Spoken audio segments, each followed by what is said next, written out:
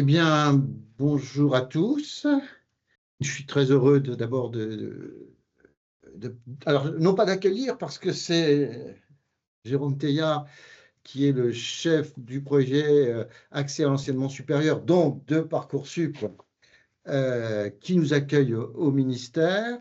Je suis heureux que vous soyez aussi nombreux aussi à vous être inscrits, donc à vous intéresser à cette question très importante. Vous savez que c'est trop souvent anxiogène pour les familles et souvent c'est anxiogène parce que les gens ne connaissent pas suffisamment le mode de fonctionnement de ce portail et qu'il est très important aussi que les personnes qui accompagnent les jeunes dans leur démarche de choix sur Parcoursup soient capables de les aider pour justement décrisper cette situation. Donc, je remercie vraiment Jean Théard qui est quand même est assez occupé, il faut le dire, d'avoir accepté de nous accorder cette heure de webinaire sur Parcoursup. Je vais donc lui laisser la parole et c'est Michael qui va partager le diaporama. Merci. Alors n'oubliez pas que vous pouvez en cours de présentation poser vos questions à partir de l'onglet là-haut où il est écrit Q et R et on essaiera de synthétiser vos questions et j'essaierai d'être un relais fidèle de vos questionnements. Voilà. Très bien. Eh bien, écoutez, bonsoir à toutes et tous. Merci à Jean-Marc Petit et à Renasup de me permettre de pouvoir avoir un échange avec vous. C'est important parce que vous êtes les acteurs sur le terrain qui fêtent auprès des élèves et des familles. Donc, je voulais partager avec vous quelques slides. Il y en a certaines sur lesquelles je passerai vite. Évidemment, Jean-Marc pourra vous les diffuser avec le lien d'enregistrement sans doute.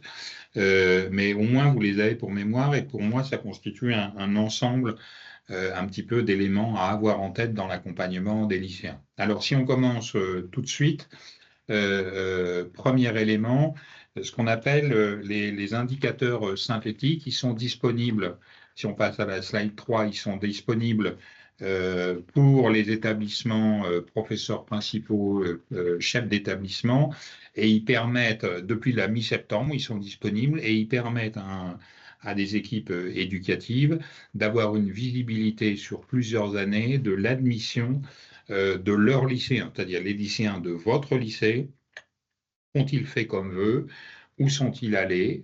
Et je crois que c'est important dans la réflexion. Vous pouvez faire des croisements par série de bacs, vous pouvez faire des croisements par doublette de spécialité, vous pouvez comparer avec des statistiques académiques, départementales, académiques ou nationales, vous pourrez comparer sur plusieurs années, finalement je crois sur 3 ans dans la durée.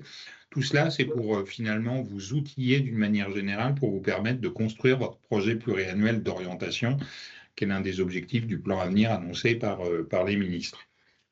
Si on passe à la slide suivante et qu'on descend à un grain, en quelque sorte, un peu inférieur, c'est ce qu'on appelle l'espace accompagnement des élèves. Je pense que beaucoup de professeurs principaux ou chefs d'établissement connaissent ce qu'on a mis en place depuis l'an dernier, c'est l'espace professeur principal. On va le renommer cette année en disant espace accompagnement des élèves, précisément pour bien porter le message. Il est accessible aussi bien aux professeurs principaux ou référents, ou il est accessible aux chefs d'établissement eux-mêmes. Si on passe à la slide suivante, pour vous donner une illustration, ce qu'on fera dans cet espace d'accompagnement des élèves, c'est à la fois de permettre que vous ayez un accès complet à toutes les ressources de Parcoursup depuis le site de gestion, sans connexion spécifique en tant que professeur principal. Donc ça veut dire que toutes les équipes du lycée, que ce soit un prof documentaliste, que ce soit un CPE, que ce soit des professeurs disciplinaires ou équipes éducatives de direction, peuvent y avoir accès. Et puis, il y a des fonctions spécifiques qui sont celles des professeurs principaux et chefs d'établissement sur la question du suivi des vœux et du suivi des admissions spécifiques pour les élèves des classes. On fera 2 évolutions qui seront ouvertes à partir du début du mois de janvier. La première, enfin 3 évolutions, je vais distinguer. La première, c'est de permettre depuis le site parcoursup.gouv.fr d'avoir accès à beaucoup de ressources destiné aux équipes éducatives directement sur Parcoursup. Vous savez, en haut, il y a un espace ressources et on fera une entrée spécifique équipe éducative. Donc ça, c'est pour de la ressource accessible à tous. Et puis, il y aura deux évolutions destinées aux professeurs principaux et qui me semblent importantes. La première, c'est vous permettre d'identifier peut-être des élèves qu'on va considérer un petit peu, entre guillemets, à risque ou en risque d'erreur, c'est ça que je veux dire par à risque, parce que c'est des élèves qui n'ont pas bien compris, par exemple, ce qu'on appelle la sectorisation, c'est-à-dire, vous savez, pour accéder à une licence, si vous êtes du secteur, en gros, d'une manière générale, de l'académie, vous êtes prioritaire, et quand vous faites des vœux hors de votre secteur, donc hors de votre académie, vous n'êtes pas prioritaire. Ceci a un impact très fort sur les classements, et on alertera les professeurs principaux pour dire, dans votre classe, il y a un élève qui n'a fait que des vœux en dehors de son académie. Je crois que c'est un outil là aussi pour favoriser, vous donner des éléments pour dialoguer avec les élèves ou leurs parents. Et puis la deuxième qui est un peu plus sioux, mais intéressante aussi. Alors, je travaille avec un petit groupe de travail avec des professeurs principaux que je réunis d'ailleurs demain. L'idée, c'est comment un professeur principal peut identifier dans sa classe, peut-être par rapport à des élèves avec qui il accompagne et puis dont il sent qu'il y a une fragilité, il a fait très peu de vœux ou il a fait des vœux très, comment dire, hétéroclites, sans que vous en perceviez complètement l'homogénéité ou la cohérence, eh bien, vous pouvez vous-même essayer, à partir de votre espace accompagnement des élèves, faire ce qu'on a mis en place dans le simulateur, j'y reviendrai tout à l'heure, c'est-à-dire évaluer ses possibilités d'admission. Et donc être en capacité, en quelque sorte, de mieux le conseiller, peut-être avec des données objectives que l'on vous mettra à disposition. On pourra y revenir, mais en tout cas, je pense qu'il faut vraiment arriver à penser dans l'accompagnement de Parcoursup, il y a ce qui est sur Parcoursup, et puis il y a les outils qu'on met à disposition, et c'est ça aujourd'hui notre stratégie, c'est d'améliorer ce qu'on peut mettre à disposition des chefs d'établissement, des équipes pédagogiques dans les établissements, pour avoir un coup d'avance, en quelque sorte, dans le dialogue avec les élèves. Peut-être pour rebondir là-dessus, on peut peut-être rappeler que pour les universités, il y a un pourcentage maximum hors académie, c'est 10%. C'est sur les formations, ce qu'on appelle en tension, c'est-à-dire formations sur lesquelles il y a plus de candidats qu'il n'y a de places, eh bien, on demande à chaque autorité académique, le recteur, de définir un taux de priorité. Je vous donne un exemple parce qu'il est assez commun. Par exemple, vous avez une licence de droit très demandée, eh bien, vous pourrez avoir, par exemple, un taux qui est, il n'y a que sur 100 candidats classés par la formation, sur cette tranche de 100, 95% des élèves qui seront dans le classement des 100 seront en tête, seront des élèves de l'académie, 5% pour les élèves hors de l'académie. Donc, vous voyez que ça a un effet très puissant sur la manière dont vous êtes classé. Et en gros, si je donne une illustration concrète, ça veut dire que quand, sur des formations très en tension, si vous êtes hors dehors de l'académie et du secteur prioritaire, vous êtes renvoyé plutôt à la fin du classement. C'est ça que ça veut dire très concrètement. Et puis un point également important par rapport justement à la détection de vœux un peu atypiques, c'est-à-dire qu'il faut à la fois éviter et l'autocensure et de l'autre côté, au contraire, finalement, des vœux qui ne correspondent pas. Jean-Marc a tout à fait raison, c'est-à-dire que l'outil que je vous signalais juste avant, où on vous permettra finalement à un professeur principal, à partir des choix d'enseignement de spécialité d'un élève, de sa moyenne générale que vous connaissez, par exemple, c'est de pouvoir le conseiller. Eh bien, ça vaut aussi bien pour nos élèves qui auraient fait que 3 vœux un peu hétéroclites, que vous souhaitez finalement lui donner des éléments pour qu'il aille plus loin dans sa réflexion, mais ça vaut aussi, par exemple, pour une jeune fille qui a un niveau un bon niveau, je n'ai pas d'appréciation, mais en tout cas, qui a les moyens de rentrer dans des formations, par exemple, de classe préparatoire ou très sélectives, et qui n'ose pas. Et vous savez que cette autocensure-là, de genre, en quelque sorte, elle est très présente chez les jeunes filles, et que notre ambition à nous, pour la société française, ce qu'on veut, c'est que les jeunes filles puissent participer aux formations scientifiques comme les garçons, sans cette exclusion que parfois elles se donnent elles-mêmes. Et pas à raison, et cet outil-là vous permettra de dialoguer mieux avec des éléments objectifs pour les convaincre. Si je reviens sur la slide suivante, un petit peu sur ce que vous pouvez présenter pour vous donner une idée enfin, je pense que vous connaissez bien Parcoursup, mais pour être explicite sur ce sur quoi on peut insister, ce petit PowerPoint là, Jean-Marc vous le passera, mais la base, en quelque sorte, elle est déjà en ligne sur le site parcoursup.gouv.fr. Dans les ressources, vous pouvez vous l'approprier. Mais je vous la commente, évidemment, c'est une autre manière. D'abord, si on passe à la slide suivante, toujours rappeler quel est le bénéfice de Parcoursup? Parcoursup, c'est pour les lycéens une seule procédure, un seul dossier à constituer, un seul calendrier. L'objectif, c'est toujours de simplifier la démarche. Ce n'est pas toujours ce qu'en retiennent les lycéens et les familles, mais il faut toujours le rappeler, je pense, par l'expérience. La deuxième chose, c'est que ça présente une offre de formation riche et diversifiée. C'est 25 000 formations avec des diplômes nationaux ou d'établissement, avec des diplômes sous statut étudiant ou d'apprentissage. C'est d'abord aussi, je pense que c'est pour moi l'avantage le plus important de Parcoursup, c'est un cadre unifié de présentation des formations. Je pense qu'il faut toujours avoir ça en tête. Quand vous allez, vous-même d'ailleurs, dans un salon de l'orientation, moi, en tout cas pour ce qui me concerne, j'en sors toujours un peu étourdi parce qu'on passe de stand en stand, il n'y a jamais rien qui se ressemble. Et en fait, alors c'est pas que ça soit fait exprès, mais on voit bien à quel point ça peut y compris nous impacter, c'est-à-dire que on finit toujours par avoir un effet d'étourdissement parce qu'on ne sait plus quoi retenir. L'objectif dans Parcoursup, dans la présentation de Parcoursup, c'est au contraire d'être extrêmement homogène, de manière à présenter toujours les informations de la même manière, quelles que soient les informations, quelles que soient les formations concernées, avec un objectif du même coup, c'est permettre de comparer. C'est ça l'objectif.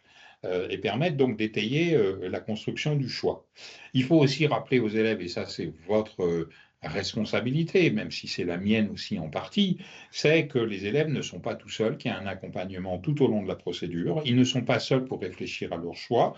Il y a un accompagnement au plus près, en proximité dans le lycée, c'est le plus important, mais évidemment aussi d'autres outils que nous mettons en place. Il y a un numéro vert sur les réseaux sociaux, sur la plateforme directement, et puis qu'on apporte des conseils, des outils pour comprendre, beaucoup de vidéos tutos, et je ne vous dis pas parce qu'on les fait, mais parce que chaque année, on fait un bilan, y compris en sondant les lycéens sur les usages, et on voit que les vidéos tutos, par exemple, c'est très utilisé. Les petits quiz que l'on fait, c'est très utile pour synthétiser sa compréhension. Donc, n'hésitez pas à vous en servir finalement vous-même auprès de vos lycéens. Et puis, toujours le point important à rappeler, parce que les légendes urbaines sont tenaces, c'est que ça n'est jamais Parcoursup qui examine les dossiers des candidats et qui fait ou défait les destins, malgré ce qu'on entend.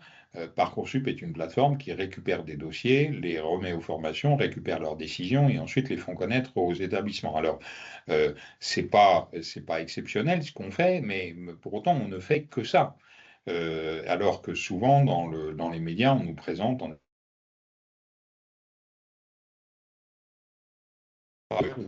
les algorithmes m'ont empêché d'aller là où je voulais. Non, je vous dis, je prends encore ce matin, je vois un article, je ne sais plus que dans quel PQR, où c'était refusé par Parcoursup, il finit par accéder à l'école d'ingénieur de ses rêves. Super. Sauf qu'en fait, il n'a pas été rejeté sur Parcoursup puisqu'il est rentré dans une classe prépa et que toutes les classes prépa sont sur Parcoursup. Donc, vous voyez la manière dont on fait ce prisme et vous pouvez participer à votre niveau, avec moi évidemment, à déconstruire ces idées reçues qui sont très prégnantes chez les familles. D'ailleurs, moi, régulièrement, quand quelqu'un me dit j'ai pas été pris à cause de Parcoursup, je lui dis attends, on enlève Parcoursup, est-ce que tu es pris par la formation? Voilà, la question, elle se pose un peu Voilà. dans ces termes-là. Mais par contre, tu n'as pas envoyé d'enveloppe timbrée et compagnie comme on faisait avant. Deuxième, si on passe à la slide suivante, toujours pour rappeler, si on veut synthétiser en fait en quelque sorte les engagements que prend la plateforme vis-à-vis des lycéens, et c'est toujours important de revenir au sens, plutôt que d'être toujours que dans la technique en quelque sorte de l'outil, de revenir au sens. C'est l'objectif de ces slides-là, de rappeler aux lycéens que Parcoursup leur permet de choisir librement les formations qui les intéressent, les aide à anticiper, les aide à dialoguer avec beaucoup d'informations qu'on leur apporte. Ils peuvent formuler des vœux sans avoir à les classer, c'est extrêmement important. Ils n'ont à faire de choix définitifs en quelque sorte qu'au moment après, dans le cadre de la phase d'admission, mais au départ, c'est d'ouvrir les chakras, ouvrir leurs perspectives et profiter de l'information pour se renseigner. C'est toujours eux qui ont le dernier mot, donc il n'y a jamais de situation dans laquelle Parcoursup m'a imposer un choix, ça n'existe pas, c'est eux qui le font. Ils ont des droits, mais aussi des devoirs. Des droits, c'est logique, il y a une charte des candidats, et aussi dans les devoirs qu'on mentionne, sans main de respecter les délais, enfin tout le processus. C'est une première procédure administrative pour eux. Alors évidemment, c'est toujours la difficulté de Parcoursup, c'est que ça n'est que des premières fois. Donc, ils n'ont pas tous l'expérience de l'usage. Par contre, évidemment, nos outils sont là pour essayer de leur montrer que c'est plus facile qu'ils ne l'anticipent en quelque sorte. Parcoursup est aussi une plateforme qui essaye d'agir de manière volontariste, je pense, favoriser les lycéens boursiers, favoriser l'accès des lycéens professionnels vers les BTS ou des lycéens technologiques vers les IUT. Donc, ce n'est pas une plateforme indifférente à la situation individuelle, et on a des actions en particulier vers les candidats en situation de handicap ou vers des candidats sportifs de haut niveau. Voilà, il faut à la fois gérer la masse, puisque par exemple c'était 980 000 candidats, et en même temps gérer les individualités. C'est bien toute la difficulté de notre équation, être universel et en même temps être personnel, parce que chacun des lycéens a son propre parcours et sa propre histoire. Peut-être une slide très importante que je prends la suivante, que vous ayez en tête, parce que là aussi, beaucoup d'idées reçues sur Parcoursup, c'est quelques chiffres qui sont des chiffres publics issus du bilan ou de la note du siège. J'ai mis les sources. La note du siège a été publiée en fin de semaine dernière et qui veut montrer que on peut trouver du choix dans Parcoursup et on a des réponses rapidement. Trouver du choix, une vraie possibilité de choix. Ceux qui ont reçu une proposition en ont reçu 5,6 en moyenne. Voilà. Et pour vous dire, parce que j'avais eu une question, je crois que ça doit être le SNPDEN qui m'a posé cette question, et ça fait partie de ce qu'on travaillera pour l'an prochain, c'est qu'on donnera dans les indicateurs synthétiques que j'ai mentionnés au tout début de ma présentation, on donnera à chaque chef d'établissement. Alors, je pense que ça, je ne sais pas si ce sera à la maille du lycée ou à la maille de la classe, mais au moins à la maille du lycée. Dans ce lycée, quelle a été la moyenne de propositions pour les élèves du lycée? Je pense que c'est important parce que dans la relation avec les familles, d'arriver à dire que là, je vous donne un chiffre national, mais que vous puissiez revenir à l'individualité de votre établissement, je crois que c'est important. Les propositions, le délai moyen pour recevoir une première proposition, c'est 3,2 jours, et deux chiffres importants. Dès le premier jour, plus de 2 tiers des lycéens avaient eu une première proposition. Au bout d'une semaine, ils étaient plus de 80%. Je crois que c'est important. Alors, ça ne veut pas dire, évidemment, se cache sous ces chiffres globaux des réalités très différenciées. Les bacs professionnels reçoivent en proportion moins de propositions que les bacs généraux. Mais enfin, voilà, vous avez ces éléments-là et ils doivent servir à assurer. Je prends le dernier aussi tout en bas de page. C'est quand on me dit, parce que des fois c'est la course à l'échalote sur ce qu'on entend dans les médias, 100 000 candidats n'ont pas de proposition ou autre. À la fin, moi, ce que je retiens, c'est que tous ceux à qui on a proposé un accompagnement pour trouver une formation à la rentrée, 22 000 ont sollicité, c'est déjà beaucoup, mais à la fin, il n'y avait que 38 lycéens à qui nous n'avons pas réussi à trouver de solution. Je pense que, voilà, à l'heure où les résultats du bac, c'est plus de 92 ou 91,8% des lycéens, je crois qu'il faut prendre la réalité. Il y a un vrai travail, ils ne sont pas seuls, ils ne sont pas laissés au bord du chemin. Et ça, c'est toujours quelque chose à rappeler parce que souvent, on a l'impression, on vit avec la peur de ne pas trouver de solution. Et en fait, non seulement les formations, c'est leur travail de proposer, mais en fait, toutes les équipes académiques, avec les chefs d'établissement, s'attachent aussi à essayer de trouver des solutions concrètes. Alors, il y a un point aussi bien sûr important, c'est que même si la première proposition qu'ils ont reçue, c'est pas leur meilleur choix, il y a quand même un jeu de liste d'attente et ils pourront très bien remonter progressivement dans les listes d'attente vers des choix plus intéressants. C'est ça qui est important. Exactement, j'y reviendrai. Si on passe à la slide suivante, pour vous parler des formations, je les ai évoquées. Parcoursup, c'est de l'ordre de 25 000 formations et on y retrouve des formations de deux types. Des formations en alternance d'apprentissage, dans lequel on cumule à la fois un statut de salarié et puis une activité d'enseignement académique dans un centre de formation d'apprentis, et puis les formations sous statut étudiant. Les formations en apprentissage, c'est 11 000. Les formations sous statut étudiant, c'est 14 000, ce qui fait les 25 000 au total, avec deux types de formations. Les formations qu'on appelle sélectives, les licences à l'université, dont celle qui va naître cette année, la licence professorat des écoles, et puis les formations dites sélectives, certaines portées par vos établissements, qui sont les plus nombreuses en nombre, même si le nombre de places le plus important est porté par l'université. Si on passe à la slide suivante, ce qui est important, je vous l'ai dit, c'est que Parcoursup, c'est d'arriver à une homogénéité d'informations et de présentation pour permettre aux familles d'identifier rapidement les informations les plus essentielles et pour permettre finalement de comparer les formations entre elles. On a fait depuis l'an dernier ce qu'on appelle une carte d'identité de la formation, c'est ce qui est cerclé. J'ai utilisé ce concept qui était repris dans un rapport parlementaire parce que carte d'identité, je pense que ça parle à tout le monde. On y trouve les informations essentielles. Statut de l'établissement, il est public, il est privé sous contrat, il est privé tout court. Là aussi, c'est important dans le choix des familles. Caractère sélectif ou non sélectif de la formation. Combien il y a de places proposées? Est-ce qu'il y a un label délivré par le ministère? Ou encore, est-ce que cette formation est éligible aux bourses? C'est-à-dire, est-ce que je vais pouvoir être boursier dans cette formation-là?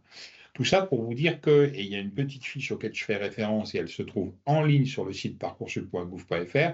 Sur la page d'accueil, vous pouvez le retrouver. C'est un petit document auquel j'avais associé Jean-Marc à sa production, mais aussi des fédérations de parents d'élèves, qui est petit document, les bons réflexes pour choisir un établissement de formation. C'est cardinal parce qu'il faut à la fois pouvoir identifier qu'est-ce qu'on apporte d'informations utiles sur Parcoursup. Quelles sont les garanties que prennent les formations qui sont dans Parcoursup? Les garanties à l'égard des familles, de transparence, de protection des intérêts financiers. Et puis pour ceux qui souhaitent aller hors de Parcoursup, quelles sont les bonnes questions à se poser? J'en prends deux. Est-ce que l'établissement, deux ou trois, c'est quoi les taux d'insertion de l'établissement? Voilà. Deux, c'est quoi l'ancienneté de l'établissement? C'est quoi ses modalités pédagogiques? Est-ce que c'est que de la distance, d'enseignement à distance? Est-ce que vraiment les lycéens sont prêts à uniquement 100% d'enseignement à distance? Et puis, c'est quoi les tarifs? Parce que là aussi, question cardinale, est-ce que je paye uniquement à l'inscription ou est-ce que je dois payer un acompte sur lequel je ne vais pas pouvoir revenir en arrière derrière? Voilà, toutes ces questions-là, elles sont importantes. Évidemment, les formations hors Parcoursup ont une tendance à dire, allez, je caricature un peu, mais leur discours, c'est on est là pour vous aider et de vous faire fuir l'enfer de Parcoursup. La réalité, elle est un petit peu plus nuancée que ça. C'est surtout qu'ils ont aussi d'autres intérêts économiques et qu'il faut payer dès le mois de février et qu'on ne peut pas revenir en arrière. Donc voilà, par exemple, une question très concrète à se poser et à rappeler aux parents, c'est est-ce que le diplôme délivré par cet établissement est valable en dehors de cet établissement, ou alors il n'a de portée qu'au sein de cet établissement, auquel cas, à ce moment-là, ça ne vous permet pas de construire un parcours d'études. Si dans l'établissement, le bachelor, entre guillemets, vous ne pouvez pas accéder à un master derrière, ben, il y a un moment, votre diplôme, c'est du chocolat, quoi. Il va fondre. Donc voilà, ces questions, elles sont importantes. Oui. Je crois qu'il faut les partager avec les fédérations de parents d'élèves et ce petit guide qui est disponible sur Parcoursup qui vous aide aussi à échanger avec eux. Et qu'on diffuse, nous, régulièrement par nos propres réseaux, parce que la question est aussi la poursuite d'études. On vous propose parfois des choses qui ne sont pas en réalité des diplômes, mais qui sont des certifications professionnelles faites pour s'insérer directement, souvent en apprentissage, mais qui ne permettent pas forcément de poursuivre des études. Là, il faut se méfier. Est-ce qu'il y a des ECTS? Est-ce qu'il n'y en a pas? Autre problème aussi, se méfier et inviter les gens à la méfiance sur les questions d'apprentissage. Il y a des gens qui disent votre formation sera gratuite puisque on l'a fait en apprentissage. Oui, mais si j'ai pas d'entreprise, elle devient payante. Je réponds à deux questions que je vois là passer. Est-ce que les taux académie hors académie sont affichés sur les élèves et sur la fiche formation? La réponse est oui, et donc sont identifiés. Et chaque candidat qui fait un vœu en licence voit s'il est du secteur ou pas du secteur. Il le verra à partir du mois de janvier, au moment où se font les inscriptions sur Parcoursup. Question aussi, que se passe-t-il en termes de déménagement? Eh bien, sur Parcoursup, ce qui compte, votre adresse, c'est celle que vous avez renseignée dans le lycée. C'est l'adresse de vos parents, c'est l'adresse de référence utilisée par Parcoursup. Mais évidemment, Parcoursup n'ignore pas les situations de divorce, Parcoursup n'ignore pas les déménagements professionnels. Il y a une possibilité pour chaque candidat de se signaler à travers la messagerie contact dans Parcoursup pour faire valoir une argumentation. Les décisions sont prises par les recteurs pour apprécier si oui, on rend éligible. Par exemple, un candidat, il est prioritaire sur 2 territoires différents parce qu'il a 2 parents divorcés, parce qu'il y a un déménagement professionnel anticipé et justifié. Voilà. Et quand tu as un internat, on m'a posé la question de Alors, l'internat. il y a une situation qu'on prend en compte depuis l'an dernier de manière très spécifique, c'est quand un lycéen Alors, je vais bien le dire parce que c'est pas que ça soit complexe, mais il faut bien suivre l'histoire. C'est quand un lycéen, la résidence de ses parents n'est pas dans la même académie que l'internat dans lequel il fréquente. Je donne un exemple parce que c'est celui qui nous avait fait faire évoluer. Euh, mes parents résident à Nice. Je suis dans l'académie d'Aix-Marseille dans un internat de lycée. Et je veux évidemment poursuivre mes études plutôt vers Marseille, où j'ai commencé finalement à vivre une vie sociale. Eh bien, aujourd'hui, depuis 2 ans maintenant, vous êtes prioritaire aussi bien sur Nice que sur Marseille. Ça concerne à peu près 10 000 élèves au niveau national. Cette situation, il n'y a pas de petits chiffres sur Parcoursup, hein, mais voilà, elle est très ciblée. Quand je suis dans un foyer, etc., ce n'est pas la situation d'internat de lycée.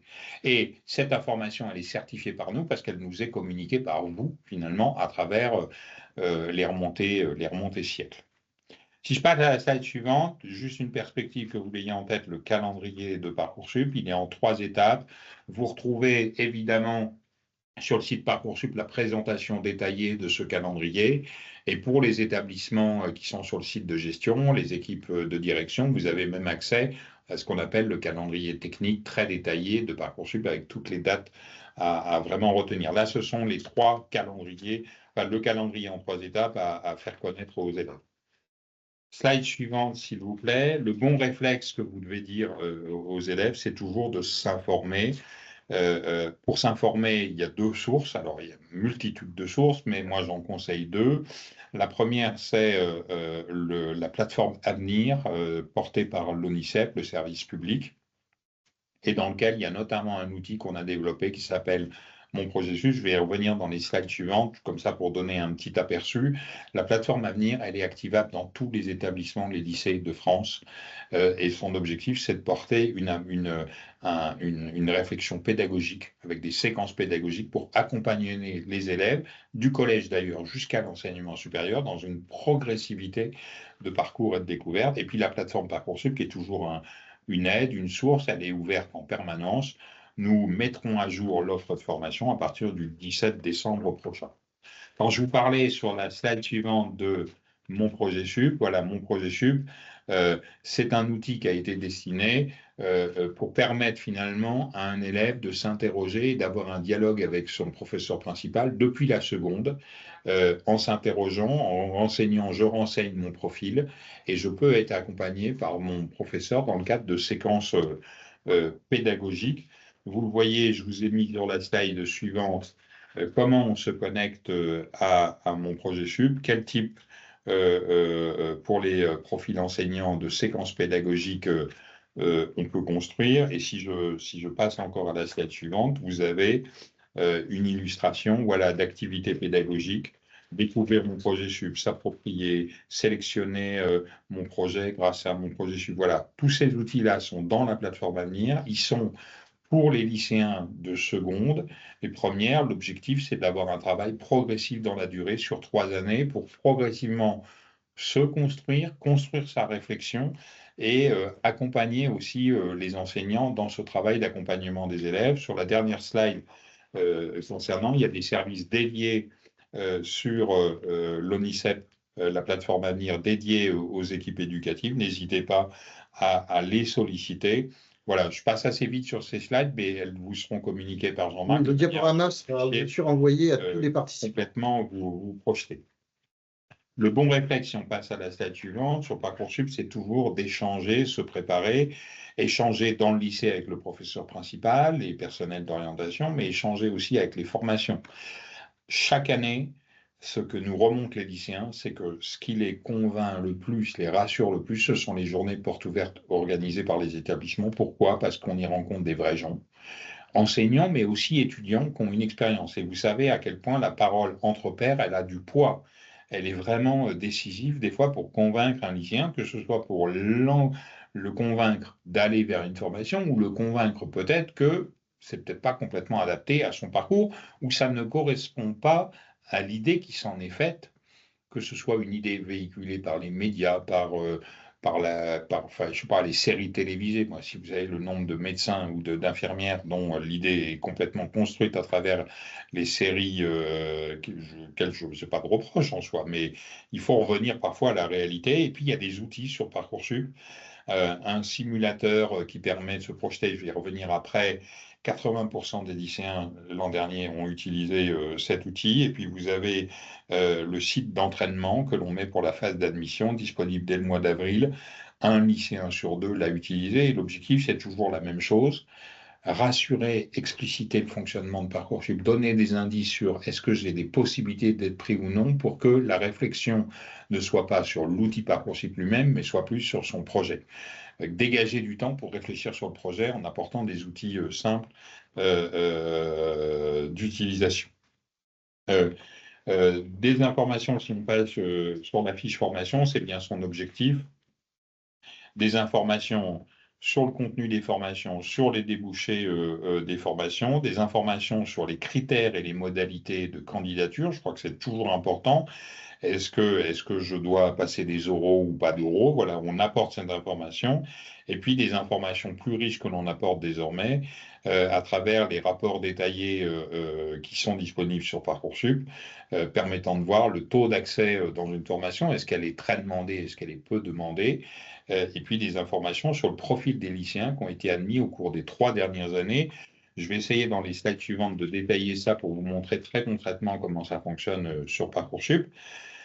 Sur la slide suivante, vous avez une illustration de la page sur la question des critères. Vous le voyez, c'est toujours la même organisation avec une présentation, avec une forme d'accolade. Vous voyez globalement quel est le profil de critères utilisés par la formation, plutôt les éléments de résultats scolaires, plutôt des éléments de motivation. Chaque formation est tenue d'afficher les pourcentages. Vous avez une rubrique de conseils qui permet aussi de donner des conseils très pratiques. Ça, ce sont les formations qui le mentionnent. Et puis, en bas de page, vous avez des illustrations détaillées. J'ai pris là une première ligne d'une formation prise pas au hasard, mais qui permet de dire c'est tel type de notation, voilà comment j'utilise, ça a un caractère essentiel et toute la construction de Parcoursup se fait sur ce mode-là. Si je passe à la slide suivante, encore une fois, ce que je vous montre là à l'écran, vous le retrouvez sur chaque fiche de formation directement en ligne sur le site Parcoursup. Et il n'y a pas besoin d'avoir un code de connexion, c'est ouvert, vous allez sur Parcoursup et vous pouvez accéder à une fiche formation. Et avec tous ces onglets. Voilà, les 6 onglets sont toujours les mêmes, quelle que soit la formation. Et quand vous êtes sur l'onglet Visualiser les chiffres d'accès à la formation, vous avez d'abord une entrée globale qui vous donne combien il y avait de candidats, combien ont reçu de propositions, combien ont accepté. Et puis, vous pouvez décliner ensuite par série de bacs. Je suis un bachelier général, je suis un bachelier technologique professionnel, et on décline ces chiffres-là par série de baccalauréat. Slide suivante, on va encore une étape supplémentaire et qui me paraît, moi, très importante de m'arrêter là-dessus, c'est ce qu'on a mis en place depuis l'an dernier, alors, les médias l'appellent le simulateur, donc je ne vais pas aller contre le mouvement pour l'utiliser, mais même si dans cette simulation, ce n'est pas de la prévision, enfin, je crois que c'est surtout de la simulation au regard de l'expérience passée. Vous avez là, si je lis la slide de gauche à droite, d'abord la possibilité pour le lycéen de se décrire. Voilà. Alors là, c'est un exemple de bac général. On renseigne les 2 enseignements de spécialité, puis on met une moyenne générale de terminale, sans les options à calculer. Vous avez une petite réglette qui permet de régler cette utilisation-là. Et quand vous faites voir le résultat, Parcoursup vous donne ce qui est au milieu, c'est-à-dire avec ce profil-là, voilà les résultats des lycéens au cours des 3 dernières années. Est-ce que j'ai eu une proposition rarement, souvent, occasionnellement? Est-ce qu'à plus de 50%, plus de 80%? Encore une fois, c'est fait pour guider l'élève. Évidemment, cet exercice-là que vous voyez avec un bac général, je peux le faire avec un bac professionnel qui va renseigner sa spécialité ou un bac série technologique qui va renseigner une série technologique telle que vous les connaissez. Et puis, dans la partie de droite, et l'information, je vais la distinguer de celle du milieu, ce sont ceux qui ont accepté vraiment et qui sont dans la formation. C'est important parce que des fois, ce n'est pas la même réalité que ce que vous avez vu au milieu. Je vous donne un exemple, par exemple, une formation qui voudrait un profil de candidat particulier, mais bon, allez, maths, physique, chimie, vous avez beaucoup de formations qui rêvent de ces jeunes-là. Alors, ceux-là, ils vont effectivement avoir beaucoup de propositions. Par contre, peut-être qu'ils ne vont jamais venir dans cette formation et que le profil de ceux qui sont dans la formation est un profil différent. Je crois que ce n'est pas inintéressant non plus d'avoir ces deux éléments. Ça, pour vous donner une illustration, voir le résultat que vous voyez, il a été cliqué 14,5 millions de fois l'an dernier. Autant vous dire que ce n'est pas que moi qui me suis amusé à voir si ça marchait. Ce sont des statistiques que l'on met à jour nationalement, fiables donc, et qui sont un levier de discussion. Dans l'espace d'accompagnement des élèves que j'ai mentionné tout à l'heure, évidemment, les profs principaux peuvent retrouver ces éléments. Et je crois que c'est important dans le dialogue de l'objectiver à travers des données. Et elles doivent servir toujours, Jean-Marc l'a dit tout à l'heure, c'est à la fois à alerter ceux qui n'auraient qu'une vision, voyez, trop optimiste au sens je fais un vœu que pour une seule formation, il n'y a que ça que je veux faire, ou alors je suis sûr d'être pris parce que je suis très bon. Il y a beaucoup de gens très bons en France, donc il faut vraiment éviter ce comportement à risque, entre guillemets, mais il y a aussi se servir de ces éléments-là pour éviter l'autocensure. Encore une fois, si on a mis la moyenne générale, je crois que c'est important de dire, c'est qu'on veut aussi, parce qu'on sait qu'il y a des études qui se font, qui montrent notamment que les jeunes filles, sur l'accès aux filières sélectives, tant qu'elles n'ont pas vu le niveau des notes, elles ont une tendance à se restreindre. Il ne faut pas avoir peur de faire des vœux de rêve de temps en temps, voilà, mais ne pas faire que des vœux de rêve. Il faut un panier équilibré. Vous savez, la formule populaire dit qu'il ne faut pas mettre tous ses œufs dans le même panier. C'est pareil pour les vœux de Parcoursup. Il faut à la fois des vœux de raison, des vœux de sécurité, puis des vœux d'ambition. Et précisément, comme je l'ai dit tout à l'heure, parce que sur Parcoursup, on ne classe pas ses vœux au moment où on les formule, ça autorise toutes les solutions. Et je crois qu'il ne faut jamais empêcher un élève d'être ambitieux, il faut simplement aussi lui dire qu'il y a peut-être d'autres vœux aussi de précaution à prendre, et puis ça sera au moment de la phase d'admission qui fera finalement ses choix. Je crois que c'est important à rappeler. Alors, j'ai parlé de la moyenne générale, évidemment. Je ne mets pas une limite dans mon raisonnement, mais une question d'intelligence collective à partager. Celui dont la moyenne générale est constituée surtout de la note de MC et de la note de PS, et puis qui dit ah mais avec ça je peux aller faire une licence de maths, vous voyez, il n'a pas bien compris l'exercice. Évidemment qu'il faut ensuite mettre en relation ce que rapportent les résultats avec aussi la spécificité des critères. Et vous avez toujours dans la barre du milieu, vous voyez, vous pouvez toujours revenir aux critères de manière à équilibrer encore l'information apportée avec la réalité de la formation. Il faut combiner les deux. Je crois que c'est ça le bon équilibre. Slide suivante, c'est des informations plus pour que vous l'ayez pour mémoire, mais important aussi, qu'on a apporté depuis un an sur maintenant plus de 75% des formations, des informations sur les taux de réussite, des informations sur les débouchés, combien à l'issue de 6 mois après la fin des études, les diplômés se trouvent, ils sont en emploi, ils sont en poursuite d'études, ils sont dans une autre activité, et on donne même maintenant, à un an, un élément indicatif sur le salaire indicatif un an après la sortie des études. Voilà, je crois que là aussi, c'est salaire médian, ça donne, c'est important aussi pour les familles, donc ces informations sont apportées sur Parcoursup. Quelques petits réflexes à garder en tête. Et je vais finir par 3 slides, comme ça sera le plus important. Le reste, donc slide suivante, si vous voulez. Quelques conseils toujours à donner auprès des lycéens. On peut faire jusqu'à 10 vœux sur Parcoursup et 10 vœux supplémentaires pour des formations en apprentissage. Il y a possibilité de faire des sous-vœux sur certaines filières sélectives. L'objectif, c'est toujours de permettre de diversifier les vœux tout en restant dans des configurations raisonnables. Évidemment, toutes les illustrations sont faites sur Parcoursup. Il y a des vidéos, combien on peut faire de vœux. Et puis, il y a un compteur de vœux sur Parcoursup. Il n'y a personne qui a besoin de son crayon et de son papier pour les compter. Alors, un sous-vœu, pour préciser, pour ceux qui ne le sauraient pas, c'est pour une même formation, on s'adresse à plusieurs établissements. Et donc, les établissements font des sous-vœux. Cas de figure très concret. Là, le BTS commerce international, eh bien, ça vous fait un vœu et vous pouvez choisir jusqu'à 10 lycées différents qui proposent cette même spécialité de BTS. Les vœux sont formulés librement par les candidats. Il n'y a donc pas de classement, je l'ai dit tout à l'heure, et une réponse sera apportée sur chaque vœu qui est formulé. La date de formulation des vœux n'est pas prise en compte pour l'examen des dossiers, donc aucune précipitation à faire dès le premier jour qui est ouvert. Ce n'est pas parce que vous avez fini vos vœux que vous irez plus vite que les autres. Moi, il y a une photo finish que je fais à la fin de l'échéance, c'est le 12 mars. Vous verrez sans doute cette date plusieurs fois répétée tout au long de l'année.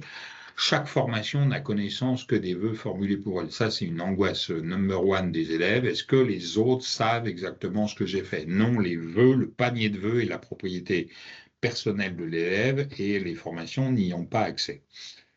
Deux règles importantes, parce que j'ai aussi vu une petite question tout à l'heure. Donc, pour donner l'illustration de ce qu'a dit Jean-Marc, quand les candidats acceptent une formation, il a toujours la possibilité de conserver les vœux en attente pour lesquels qu'il intéresserait davantage. Je vais essayer de donner une illustration très concrète de ce principe-là, qui est la question posée à 100 000 exemplaires. C'est, j'ai fait 5 vœux. Imaginons, le premier jour, je réponds sur j'ai une réponse favorable sur un de mes 5 vœux, et puis celui pour lequel qui m'intéresse le plus, je suis en attente. Est-ce que je dois accepter le vœu que j'ai eu ou pas? Eh bien, moi, je fais toujours le conseil d'accepter la proposition, puisqu'elle a été faite sur un vœu que le gamin a formulé lui-même, donc ça l'intéressait bien. Par contre, il a la possibilité, et Parcoursup lui demandera, est-ce que tu souhaites garder les autres vœux en attente, et notamment son préféré. Donc, il a la possibilité de le faire, de faire un choix qui n'est pas définitif. Et puis, mettons 10 jours après, il reçoit finalement le vœu préféré. Ben à ce moment-là, Parcoursup lui redemandera est-ce que tu souhaites accepter? S'il souhaite accepter, ben là, ça peut être définitivement parce qu'il n'a pas d'autres vœux qu'il préfère. Donc, et à ce moment-là, il nous rendra la place qu'il avait acceptée au départ. Donc, on n'est pas obligé de choisir définitivement. Par contre, évidemment, il faut faire des choix et répondre à toutes les propositions qui sont formulées dans le délai qui est celui affiché par Parcoursup. Oui, alors en revanche, quand il reçoit, par exemple, 3 propositions en même temps, il faut qu'il en choisisse une sur les 3 et renonce définitivement aux 2 autres. Ce n'est pas la même chose pour les vœux en attente, évidemment. Alors, évidemment, on peut, y compris avec Jean-Marc, refaire des temps d'échange avant la phase d'admission avec vous tous, dans lequel je rentrerai plus dans le détail. Mais il faut avoir en tête, je dirais qu'une chose, c'est que le système n'est pas fait pour piéger les candidats. Le système est fait pour les faire choisir. Évidemment, c'est ce qu'ils détestent faire. Mais ceci étant, il y a bien un moment, il faut finir. Enfin, vous savez, il faut savoir terminer une grève, comme disait Maurice Thorez. Ben, là, c'est un peu pareil sur Parcoursup. Ils veulent être pouvoir tranquille cet été, ben, il faut choisir. Et choisir, c'est renoncer, évidemment. C'est la construction. Mais je crois que c'est pour ça que c'est important. C'est pas parce qu'on ne demande pas aux élèves de classer leurs vœux au moment où ils les formulent qu'il ne faut pas que dans la tête, ils aient aussi leur propre classement. Et moi, ce qu'il faut, c'est qu'avant le début de la phase d'admission, il y ait un travail qui peut se faire en classe, en les accompagnant, pour que chacun se reprenne les vœux et se dire, si je suis confronté au choix entre A et B, qu'est-ce que je choisis? Parce que de toute façon, ça va être l'exercice du mois de juin. Et puis, il y avait une question, le classement des vœux en attente. Oui, au début du mois de juin, cette année, ça sera le 8 juin. On demande aux élèves de classer leurs vœux qui sont en attente. L'objectif, c'est quoi? C'est d'arriver à peut-être supprimer des vœux en attente qui n'intéressent plus les élèves pour faire en sorte que ça avance plus vite. D'une manière générale, je pourrais revenir s'il y a des questions sur ce point. On peut aller sur la slide 26, comme ça je termine par ça, même si vous pourrez voir les autres évidemment. Mais c'est la 26, s'il vous plaît, c'est celle qui me paraît la plus importante à garder dans les messages, s'il y a des messages essentiels à garder. Non, hop, juste avant, 26. D'abord, inviter les élèves à prendre connaissance du calendrier, à se familiariser avec les outils de la plateforme. Il y en a beaucoup qui sont proposés et qui leur permettent de se rassurer, de comprendre tout simplement. De anticiper, ne pas attendre la dernière minute. Ça peut-être que ça se prépare dès la seconde avec des outils que j'ai évoqués, notamment mon projet Sup sur la plateforme Avenir, mais c'est aussi au moment où on fait des vœux, pas attendre le dernier moment. Alors, je pense que vous partagez 100% de ce que je dis là. Ceci étant, juste pour votre information, 70% des vœux sont faits dans les 3 derniers jours. Donc, enfin, après, je ne donne pas de leçon. Moi-même, je ne suis pas sûr de remplir ma feuille d'impôt avec suffisamment d'avance, tel que me le dit la Direction générale des impôts. Mais ceci étant, voilà, c'est un sujet. Plus on attend le dernier moment, plus on se met en stress. Enfin, voilà, faites des vœux pour des formations qui vous intéressent. C'est pas parce qu'il y a 10 vœux qu'il faut faire 10 vœux, c'est pas parce qu'il y a 10 vœux possibles qu'il faut faire des vœux, y compris sur ce qui ne nous intéresse pas. Ça ne sert à rien. Ça ne réchauffe pas l'hiver. Vraiment, c'est important. Sans autocensure, ça c'est très important. Le combat contre l'autocensure, c'est notre combat à tous pour arriver à ce que les gamins, finalement, se projettent au-delà de ce qu'ils connaissent. évidemment, je crois que c'est ça le plus difficile dans notre mission, d'arriver à leur montrer qu'il n'y a pas qu'un seul chemin qui mène à Rome, il y en a souvent plusieurs.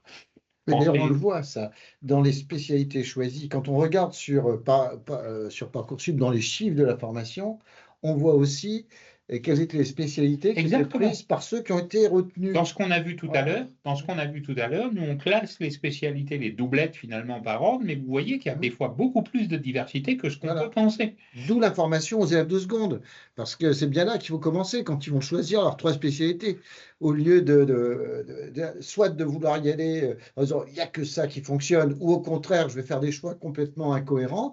Je crois qu'il y a entre les deux un chemin intéressant, les guider et aller dès ce moment-là sur les chiffres de formation. C'est ça. Ne restez pas seul avec ces questions. Je pense que c'est ça la pire chose à faire, c'est pas oser poser des questions. Il n'y a jamais de questions idiotes. Et je crois qu'il y a beaucoup de cadres d'intervention, que ce soit au sein du lycée, organisés par les académies, organisés par les établissements de formation, à travers les lives qu'on fait sur Parcoursup.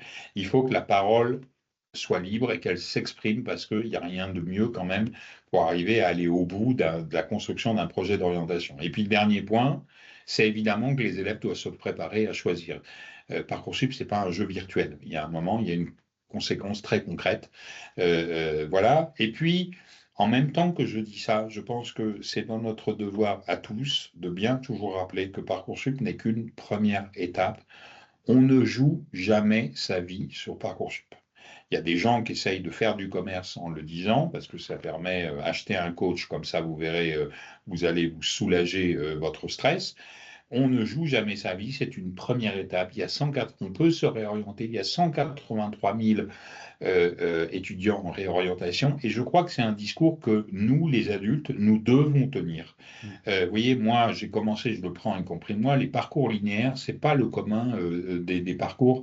Moi, j'ai commencé par une licence d'histoire, et puis au bout de 3 ans, au bout de 2 ans même, je suis parti faire Erasmus, et puis je suis revenu, j'ai fait une licence de droit en même temps que ma maîtrise d'histoire, et puis je suis rentré au ministère de l'Intérieur pour ensuite partir au ministère des Affaires sociales, en passant par ensuite l'éducation et en arrivant au ministère de l'Enseignement supérieur, et c'est sans doute pas le bout de la piste.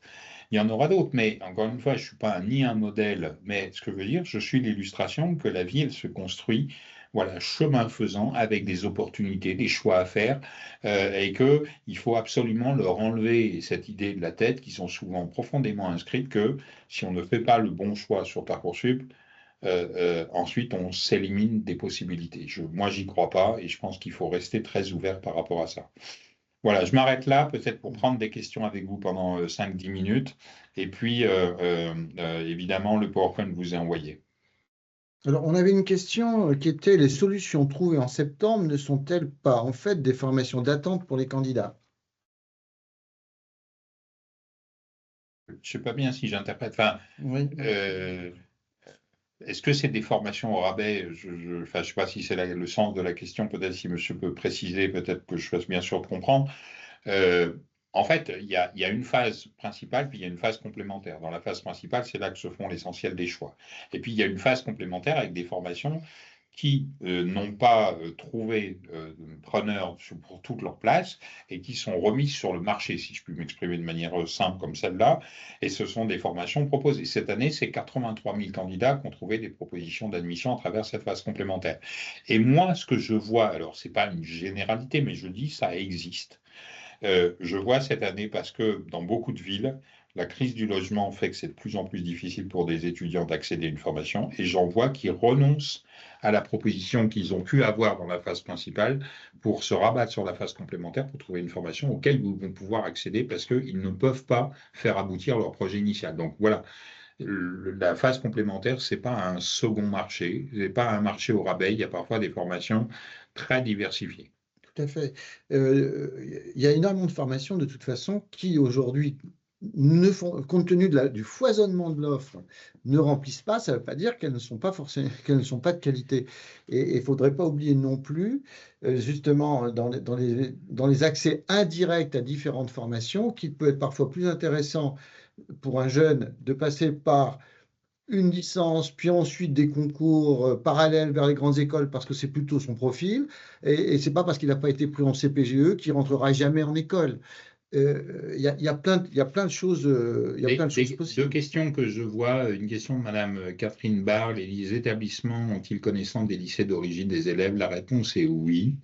Je précise aussi tout de suite, c'est euh, derrière la question du lycée, de la visibilité du lycée d'origine, c'est est-ce qu'on peut en tenir compte, est-ce qu'on peut faire de la distinction? Alors, je répète deux points qui sont importants pour moi. Un, on redit bien à tous les établissements qu'il est strictement interdit de tenir compte de la nature et du statut de l'établissement pour faire une distinction. C'est pas parce que vous êtes d'un lycée privé hors contrat qu'on a le droit, ou sous contrat, qu'on a le droit de le prendre en compte. Par contre, il y a une situation qui est réelle, enfin, je veux dire que vous connaissez tous, c'est la différence de notation entre les établissements. C'est ça le sujet de fond. Et je crois que la démarche consistant à ce qu'il y ait des projets d'évaluation d'établissement pour arriver à progressivement avoir une meilleure harmonisation de la manière dont sont fabriquées les notes, c'est ça l'enjeu. Troisième élément peut-être de réponse, je vous dirais que depuis 2 ans où on est revenu au bac en juin, avec les notes de bac en juin, moi, ça fait 2 ans, je n'entends plus parler du lycée d'origine au moment d'un point de vue médiatique, au mois de juin. Et je l'interprète sous la forme, c'est parce que les propositions arrivent très rapidement que finalement, ça gomme ces différences de notation entre établissements. C'est-à-dire que, autrement, très clairement, 80% des lycéens ont une proposition, moins une proposition à partir du mois de une semaine de Parcoursup. Et si je vous dis, allez, les établissements, les lycéens concernés par la question des établissements d'origine, c'est le bac général, on ne va pas se mentir entre nous. Je crois que c'est ça cette réalité. À cette date-là, les lycéens généraux, on est déjà à 90%. Les lycéens, les étudiants qui avaient accepté définitivement et qui ne sont jamais inscrits, comment interprétez-vous ce phénomène? Ben, il y a à la fois une partie de ce que j'ai dit sur la question du logement, mais fondamentalement, vous savez, si je prends les lycéens et étudiants qui se candidatent sur Parcoursup, à eux deux, ça fait à peu près plus de 850 000 des candidats. Eh bien, parmi eux, 201 000 nous ont dit au moment de faire des vœux qu'ils avaient aussi d'autres projets. Sans doute, les lycéens d'aujourd'hui sont-ils plus volatiles dans leur choix? Il y en a une bonne partie, par exemple, sur le lycée professionnel, qui ont fait des vœux sur Parcoursup, mais qui en même temps ont une perspective d'accès à l'emploi. Perspective d'accès à l'emploi qui peuvent être soit parce que ça m'intéresse d'aller en emploi, soit, y compris, il faut le dire de manière plus triviale, c'est ils ont besoin d'aller en emploi parce qu'ils n'ont pas les moyens, d'autres moyens aussi, de faire des études. Voilà, une partie de l'engouement de l'apprentissage, c'est la possibilité d'être rémunéré en même temps qu'on fait des études parce qu'on a besoin d'être rémunéré. Alors bon, ouais, supprimer, c'est bien de mettre des guillemets, hein, parce que c'est pas on n'est pas des snipers. On supprime pas un élève, mais très clairement, il y a, il y a des dates. C'est vous qui inscrivez. Nous, on fixe un cadre général. C'est vous qui inscrivez des dates limites pour vous inscrire les élèves. Des élèves qui ne respectent pas les dates limites d'inscription, vous pouvez les désinscrire. En tout cas, vous pouvez les démissionner de Parcoursup, je crois que c'est ça la terminologie, comment dire, sous réserve d'avoir pris les précautions d'usage. Peut-être essayer de passer un coup de fil, peut-être de faire un message pour ne pas vous apercevoir qu'on a démissionné un élève qui était hospitalisé, par exemple. Je vous dis, ça, c'est des cas très concrets que moi j'ai vécu et ils sont jamais faciles à vivre parce qu'évidemment, la famille est ulcérée d'avoir vu qu'un élève a perdu ses propositions alors qu'il était hospitalisé. Donc voilà, il faut toujours prendre des précautions, mais en même temps, il y a des règles à respecter. Le premier service qu'on rend aux élèves, c'est aussi qu'il y a un certain nombre de règles à respecter, dont celle de respecter les dates qui sont affichées par les formations pour s'inscrire. Bien sûr. Là, il faut prendre contact avant pour vérifier qu'il y a bien. Voilà. Il y avait la question de la césure. Oui, je dis juste pour Monsieur Tessier, le PowerPoint, il est déjà en ligne sur l'espace ressources de Parcoursup. C'est en haut, vous le retrouvez en anglais, mais il y a un grand PowerPoint. Puis là, je vous ai fait suite synthèse. Les deux seront disponibles avant Noël de manière à ce que vous puissiez les personnaliser. Évidemment, ce ne sont pas tout pour reprendre toutes les slides, mais c'est vous qui ensuite faire comme vous voulez pour les utiliser. La question de la césure qu'a posée Jean-Marc, question importante. D'abord, pour faire un premier rappel, la césure, ce n'est pas l'année sabbatique. L'année sabbatique, c'est l'année dans laquelle finalement, je suis hors du système de formation et je fais une activité associée, je pars à l'étranger, etc. Donc ça, quand vous êtes dans ce cas-là, ben, vous pouvez ensuite revenir sur Parcoursup au bout d'un an. Par exemple, attention, il y a peut-être certaines formations qui ne sont plus accessibles. Je vous donne cet exemple parce que une question m'a été posée par une journaliste il n'y a pas si longtemps, y compris pour sa fille. Euh, Quand on veut faire le concours de Sciences Po Paris, ils ne prennent que les élèves qui passent l'année de terminale. Donc en fait, si on fait une année sabbatique, ben, quand on revient, on n'est plus éligible pour passer Sciences Po. Enfin, on peut vivre sans Sciences Po au Paris, hein, je vous rassure, tout de suite. Si je prends le cas, c'est quoi la césure? La césure, c'est quand je suis un candidat sur Parcoursup, je signale que je suis intéressé par une césure, que je vais devenir un étudiant. Donc j'ai choisi un établissement, mais simplement je dis à l'établissement, écoutez, moi je voudrais faire une autre activité pendant cette période. L'établissement verra, nous, on n'envoie pas l'information d'un élève qui veut faire une césure avant l'examen des candidatures, on l'envoie qu'au moment où l'élève a accepté définitivement la formation.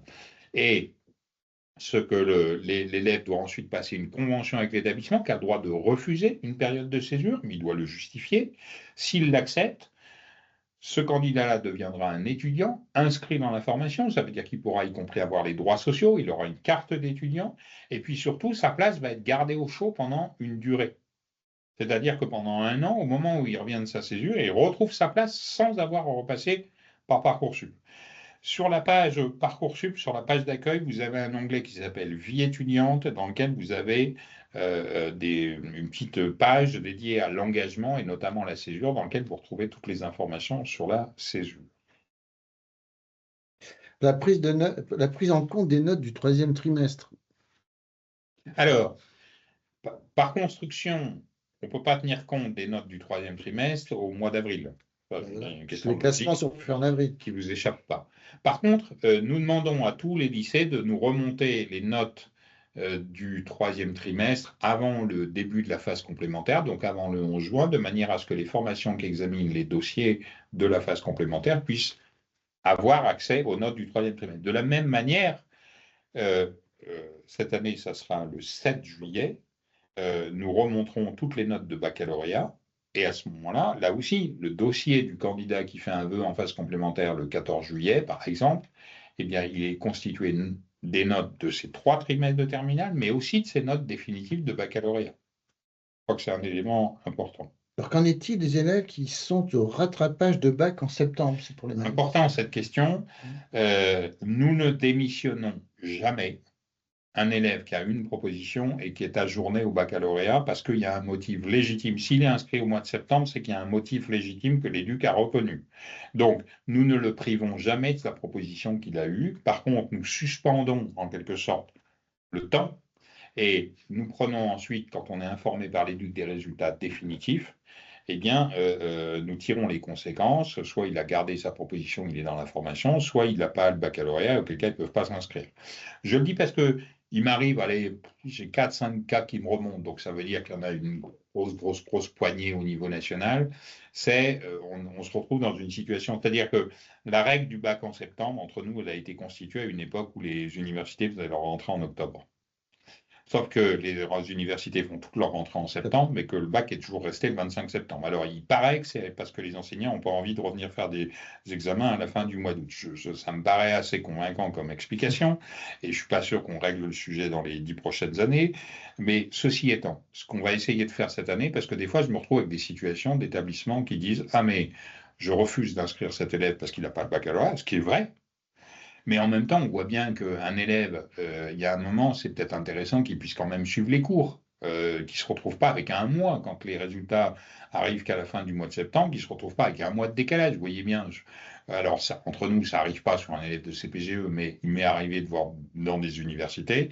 Et cette année, on va introduire une disposition pour permettre de dire aux établissements, vous pouvez les accueillir et puis faire l'inscription ultérieurement. En tout cas, on ne veut jamais pénaliser ces élèves qui sont au mois de septembre. Ils ne le sont pas par leur faute, puisque c'est toujours un motif légitime qui a été reconnu par l'éduc.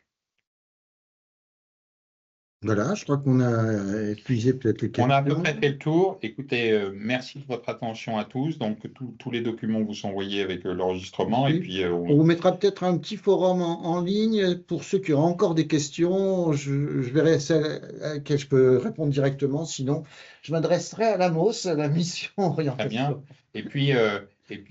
On peut se refaire ça, un exercice. Je pense que le moment Avec où c'est plaisir. intéressant, c'est avant le début de la phase d'admission, parce qu'évidemment, c'est là où il y a plein d'enjeux d'accompagnement et de questionnement.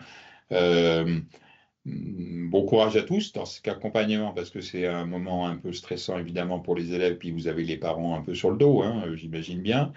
Ceci étant, merci aussi pour le travail que vous faites, parce que c'est pas les informations sur Parcoursup qui font la réalité des choix, qui font la réalité de, voilà, c'est l'accompagnement que vous faites sur le terrain. Les mots réconfortants que vous avez, ou les mots un petit peu, je sais pas si c'est dur, mais en tout cas réalistes que vous avez vers les élèves. Et ça sert à rien de leur faire des promesses en l'air. Moi, c'est pas l'objectif. L'objectif, c'est, voilà. Et il n'y a pas de mystère dans Parcoursup. Je pense que c'est important aussi à dire. C'est pas une machine noire dans laquelle on broie des élèves. Il y a des données qu'on met en avant pour essayer d'illustrer. Et puis, tout le monde ne peut pas tout faire. Mais voilà, il y a beaucoup de spectres de solutions disponibles pour les uns et les autres. En tout cas, notre objectif est toujours de les accompagner au mieux pour qu'ils franchissent cette étape de vie importante d'accès à l'enseignement. Je distille toujours la question qui leur plaît. Ah, Est-ce que dans la vie, on fait toujours ce qui nous plaît? C'est peut-être pas sûr. Il faut mieux choisir une formation qui nous convient. et, et vous savez, c'est pour ça aussi que qu'on n'a pas fait de classement des vœux, c'est que la question de classement est une question extrêmement subjective et relative. Je sais faire un, 2, 3. Il y en a sans doute qui jouent au loto parmi vous. Est-ce qu'ils jouent toujours les mêmes numéros? J'en sais rien. Est-ce qu'ils n'ont jamais de doute au moment où ils jouent les numéros? J'en suis certain. Voilà. Ce qui est important, c'est que ils aient des éléments un peu objectifs au moment où ils peuvent faire des choix. Et pas forcément que la reproduction de ce que papa ou maman a dit aussi, parce qu'il y a des fois, ces pesanteurs-là, elles brident un certain nombre de candidats. J'ai rien contre papa-maman, évidemment, c'est les premiers conseilleurs, mais voilà, faut trouver la bonne distance. Et c'est pas simple, donc il n'y a, pas de lexique ou de modèle, mais il y a votre humanité, puis votre professionnalisme, et je pense que c'est les deux meilleures garanties qu'on puisse tous ensemble mobiliser pour accompagner ces élèves. Un grand merci, Jérôme, parce que je sais que ton temps est extrêmement précieux. Et merci d'avoir consacré un peu plus d'1 heure aux établissements du réseau. Et on suit tout ça de façon la plus précise. Et remontez-nous d'autres questions s'il le faut sur le forum que je vais mettre en place. À bientôt. Merci à tous. Merci à tous. Bonne soirée. Au revoir.